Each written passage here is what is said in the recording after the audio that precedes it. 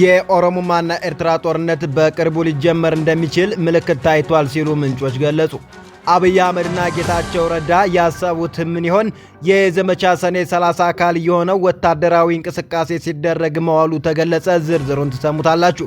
ይህ በእንዲህ እንዳለ የአፋብኃ ጎጃም አገው ምድር ክፍለ ጦር ለእንጅባራና አካባቢው ነዋሪዎች የማስጠንቀቂያ መልእክት አስተላለፈ። የአማራ ፋኖ ብሔራዊ ኃይል አፋብኃ ምስራቅ አማራ ኮር 2 ዞብላምባ ክፍለ ጦር 3ኛ ራያ ሻለቃ ራያ ቆቦ ዞብል ተሮበር ላይ ዙፋን ጠባቂ ሰራዊቱን በደፈጣ ሙትና ቁስለኛ በማድረግ ከፍተኛ ድል አስመዘገበ። የፈለገ ብርሃን ናዳ ቅድስት ማርያምና የክብረ ደናግል ናዳ ቅዱስ ላሊበላ አንድነት ገዳም አባ ምንቴ የሆኑትን ታላቁ አራት አይናውን የአራቱ ጉባኤ መምህር የፍትህ ነገስቱ የአቡሻሩ ሊቅና የቅኔው ጌታ ሊቀ ብርሃናት ቆሞስ አባይ ባቤ በላይ በጥምር ጦሩ ታፍነው ተወስደዋል ሲሉ የጎርጎራ ምንጮች ገለጹ።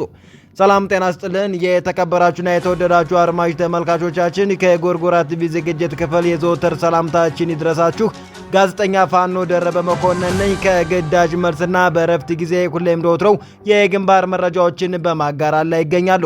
ነባሩ ቻናላችን በመዘጋቱ የተነሳ ለሳምንታት መረጃ ሳንለዋወጥ ብንቆይም ከእንግዲህ በየዕለቱ መረጃ ስለምናደርሳችሁ አዲሱን ቻናላችን በማስተዋወቅ ጎርጎራ ቲቪ ተጽዕኖ ፈጣሪ ሚዲያ ሆኖ እንዲቀጥል የበኩላችሁን ጥረት እንደምታደርጉ ስለምናምን አሁኑኑ ሰብስክራይብ የሚለውን በተን እንድትጫኑ ልናስታውሳችሁ ወደር። የተከበራችሁና የተወደዳችሁ አድማጭ ተመልካቾቻችን ዜና ጎርጎራ የተሰኘው የዕለት ፕሮግራማችን ከአፍታ ቆይታ በኋላ ይቀርባል። እስከ ዝግጅታችን ፍጻሜ ድረስ እንድትከታተሉ በአክብሮት ጋበዝን። ጎርጎራ ቲቪ ከእውነት ጋር።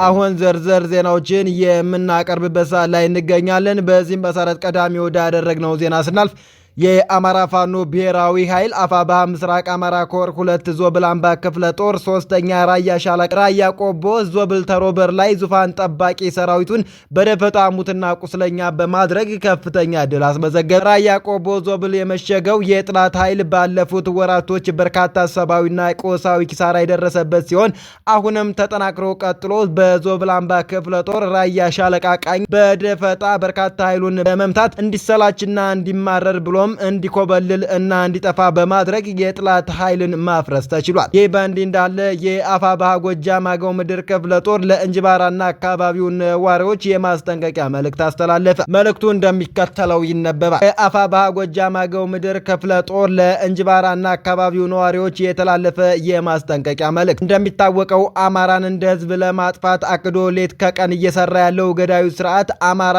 የሆነንና የአማራ የሆነን በሙሉ ጾታ እድሜ ሳይለይ እያጠፋ ይገኛል። ይህ ግፍ ያንገፈገፈው ማለትም የአማራው በጅምላ መገደል፣ ቀበር፣ መፈናቀል፣ የቤተ እምነታችን መውደም፣ የሴት እህቶቻችን መደፈርና ሌሎች ግፎች ያንገፈገፉት የአማራው የቁርጥ ቀን ልጅ ፋኖ ስርዓቱን ገደል አፋፍ ላይ አድርጎ ጣረሞት ላይ እንዲሆን አድርጎታል። በጣረሞት ላይ የሚገኘው ስርዓት ትላንት በጅምላ የረሸነውን የቀበረውን ያፈናቀለውን ህዝብ በግዳጅ በሰልፍ ደግፉኝ እያለ እንደሆነ መረጃዎች ደርሰውናል። በነገው ዕለት እንጅባራ ላይ ሰልፍ ለማድረግ ህብረተሰቡን እንደጠራ ማረጋገጥ ተችሏል።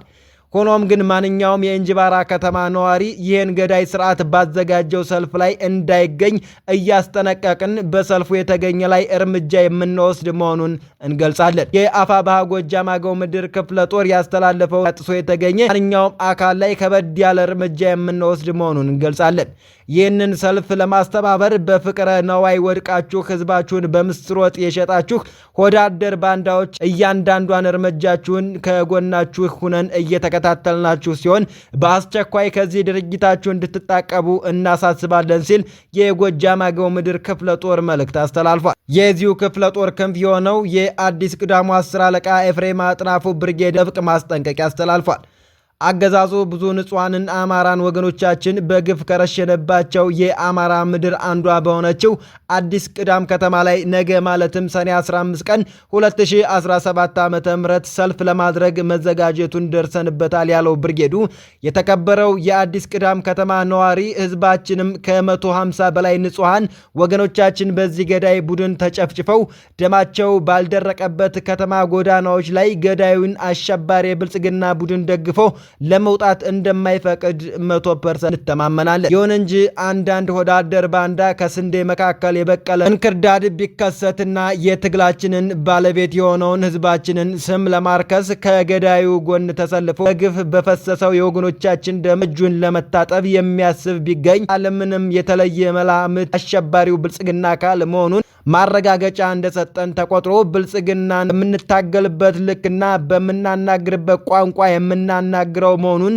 ከወዲሁ ማሳወቅ እንወዳለን ብሏል። ብርጌዱ በዚህ የሴራ ሰልፍ ላይ ተገኝተው ምንም አይነት አደጋ ሊደርስበው ኃላፊነቱ ተጎጂውና ጸረ አማራ አሸባሪው የብልጽግና ቡድን የሚወስድ ይሆናል ነው እያለው። ወደ ሌላኛው ዜና ስናልፍ አቶ ዳንኤል ክብረት ቂም የያዘባቸው በጦማር ሲጠቅሳቸው የከረመው በኢትዮጵያ ኦርቶዶክስ ተዋሕዶ ቤተክርስቲያን በሰሜን ጎጃም ሀገረ ስብከት ሰሜን ሜጫ ወረዳ ቤተ ክህነት ድል በትግል ቀበሌ የምትገኘው የፈለገ ብርሃን ናዳ ቅድስት ማርያምና የክብረ ደናግል ናዳ ቅዱስ ላሊበላ አንድነት ገዳም አባምንቴ የሆኑትን ታላቁ አራት አይናውን የአራቱ ጉባኤ መምህር የፍትህ ነገስቱ የአቡሻሩ ሊቅና የቅኔው ጌታ ሊቀ ብርሃናት ቆሞስ አባ ይባቤ በላይ በሰኔ 13 ቀን 2017 ዓ.ም ከጧቱ 2 ሰዓት አካባቢ ወደ ገዳሙ ባቀኑ የመከላከያ ሰራዊት አባላት ለጥያቄ እንፈልገውታለን ተብለው በወታደር ታጅበው መወሰዳቸው ተነግሮናል።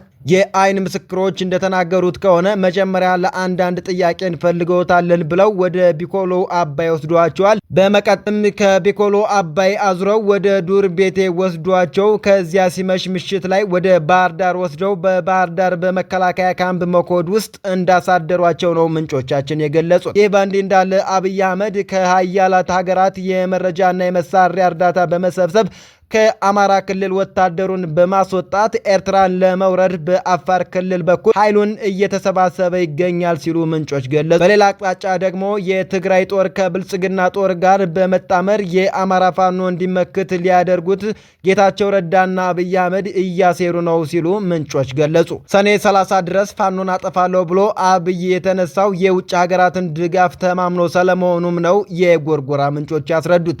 በዛሬው ዕለት በተለያዩ የአማራ ክልል ከተሞች ከፍተኛ ወታደራዊ እንቅስቃሴ ሲደረግ መዋሉም ነው ለማወቅ የቻል ነው።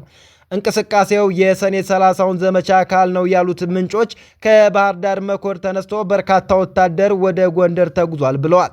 ከደብረ ብርሃን ወደ ሸዋሮቢት ጠላት ሲጓጓዝ ውሏል።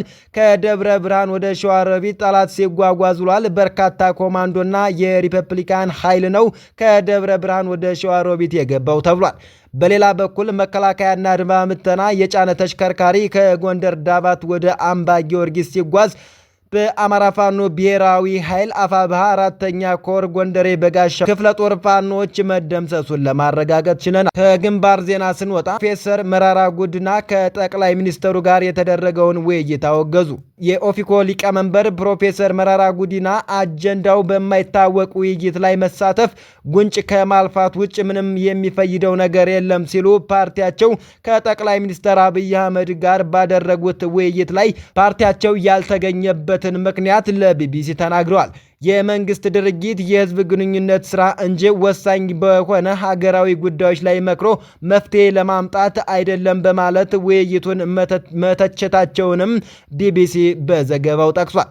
ከውይይቱ ረግጦ የወጡት የኢህአፓ ተቀዳሚ ፕሬዝዳንት አቶ አብርሃም ሃይማኖት በበኩላቸው ጥያቄ መጠየቅ እድል የተሰጣቸው የፓርቲ ተወካዮች አንገብጋቢ ጥያቄዎችን ከመጠየቅ ይልቅ ዳሴና መሞጋገስ ላይ ተጠምደው ነበር ሲሉ ማጣጣላቸውን ዋዜማ ዘግባለች። የተከበራችሁና የተወደዳችሁ የጎርጎራ ቲቪ አድማጭ ተመልካቾቻችን ለሰዓቱ ያዝንላችሁ መረጃዎች የእስካሁኖቹ ነበሩ። በቀጣይ ጎርጎራ ዜና ፕሮግራም መልሰን እስከምንገናኝ ጤና ይስጥልን።